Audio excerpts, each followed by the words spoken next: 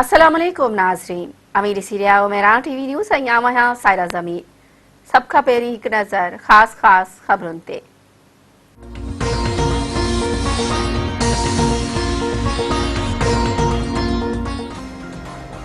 तहरीक इंसाफ के सेनेट चूंडन में वोट न ॾींदड़ सिंध के बिन MPs खिलाफ कार्रवाई। शहरियार शरई असलम अबड़ो की पार्टी मेंबरशिप खत्म करे छड़ी। PTI कमेटी तरफा पार्टी क़यादत के बिन्ही मेंबरन खिलाफ इलेक्शन कमीशन से राब्तो करण की सिफारिश। फैसले में चयो आहे त सेनेट चूंड में असलम अबड़ो ऐं शहरियार शहर पार्टी ज़ाब्तनि जी भञ कढी गई। इलेक्शन कमीशन से राब्तो करे बिन्ही जी असेंबली मेंबरशिप खत्म कराई वई। सेनेट चेयरमैन की चूंड सुभाणे थींदी। मुखालिफ धुर जे उम्मीदवार यूसुफ रज़ा गिलानी ऐं हुकूमत के सादिक संजरानी में मुकाबलो। ऐवान में अपोजिशन जा 52 ऐं हुकूमती इत्तेहाद जा 48 मेंबर। सेनेट चेयरमैन चूंडाइण लाइ 51 वोटन की ज़रूरत।